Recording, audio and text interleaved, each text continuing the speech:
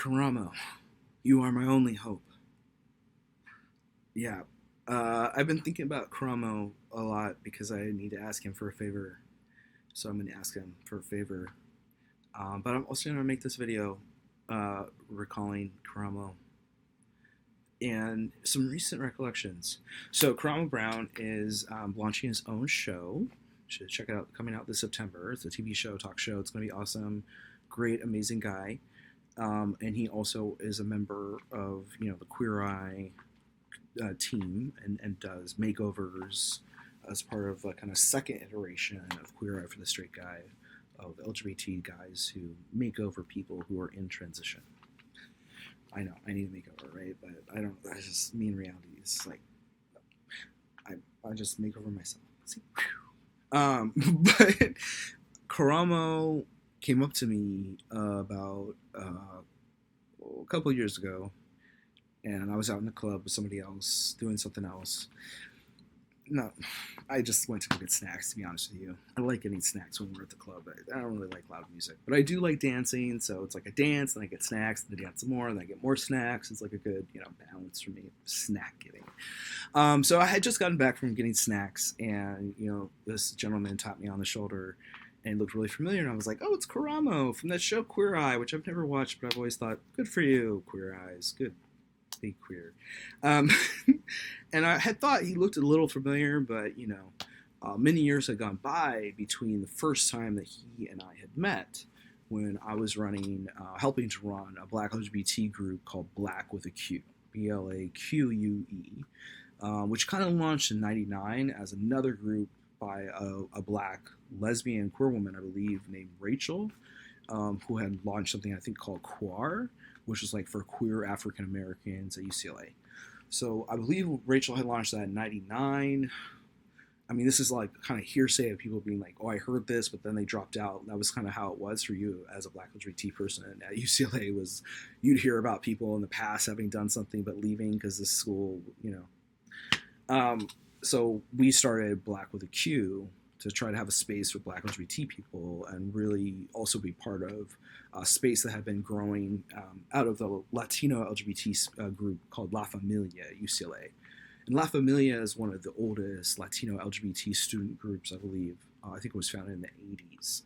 And so we were kind of like early, student organizers doing Black. And, we were really excited when we had like 6-7 people come. Like, that was like, whoa. We'd look at around and be like, you see this? There's 8 people. Oh my God, there's 10. It was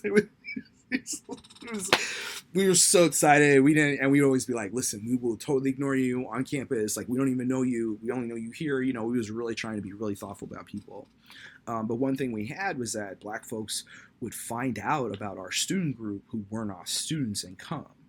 And so the first couple of times it happened, okay, it was all right. But then we got found out by somebody else going, you guys can't have adults. Like, you're students. You can't have people who are not college students come to your meetings. Like, that can't be like you're promoting UCLA student club meetings to the outside public as someplace, they can come and like, we're not comfortable with this. And this, your student registration can be, revoked. So we're really sensitive about that, and we ended up having a young man come, and he was in great distress, and pretty much just kind of blurted out that he was like gonna die. Like, he was like, I'm just about to leave here and kill myself. And we had some suicides already, so people were a little bit like, whatever, we don't know you. But a couple of us were like, listen, we can't have you here, but like, we'll come, we'll literally end this meeting. The 8 of us can get together another time, some other day. We're going to go down to, the Rite Aid, the pharmacy, and just kind of sit with you, like, just try to talk, and, just try to see what we can try to figure out, what kind of resources we could think about. So a bunch of us kind of went down, and then over the hours of talking to this person and talking to this guy about his life, many of those people were like, I got to go, Faith. Like, I can't stay. And I was like, it's cool. They're like, we don't know him. Are you going to stay? I'm like, I'm going to stay. Like, I'm literally going to stay on this bench with this guy until he's like, I'm not going to die. And I'm like, I'm going to stay. Like, what do I have to be? Like, it's easy. Like, I don't know. Come on. And I believe that most people, when given a chance to save anybody and be like on a bench with somebody, they would stay.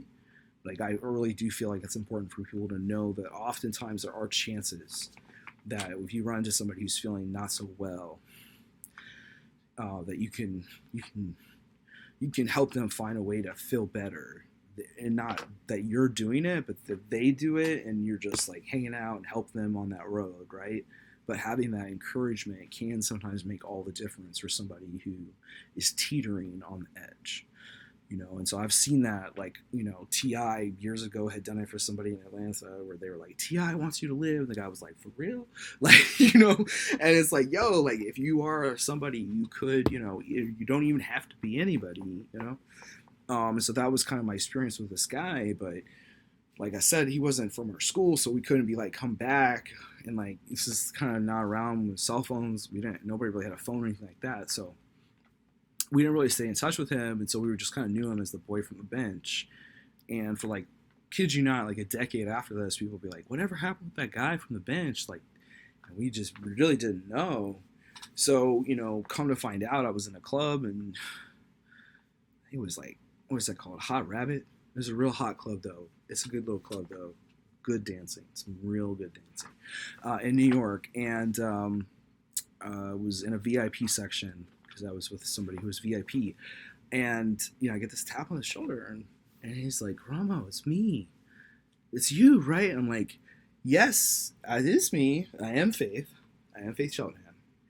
Yes. What did I do? Because that's usually not always like, yay, all the time. So I was like, what happened? What's going on? Because I was like, I don't remember upsetting Karamo. But so I was a little like, what is this about? And then he's like, it's me. It was me on the bus bench, in Westwood. And I was like, oh. Like I was like, I was like, whoa, And I was like, yeah, I absolutely remember that. I absolutely remember being on that bench with you and just fighting for your life and fighting for like this idea that something with you was going to help people. Like, because there was something about this young man. I was like, you must be just tortured by how awesome you are. Like, I kind of was like, because like, when you meet somebody and they have like this shine and this brilliance.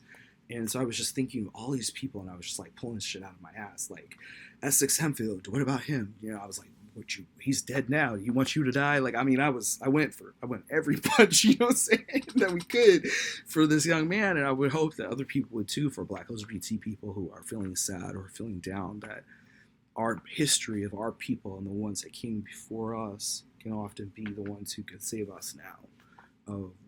They know what it was like. They fought that fight for as long as they could and handed it over to us until we do the same, and should, right? And so it was really a beautiful moment for me to find out that I had just been a nice moment in somebody else's journey, and had been somebody who had helped, right? And to know that, the time wasn't wasted, I guess. Sometimes you really do wonder, and because people's memories aren't as great as mine, do they even recall,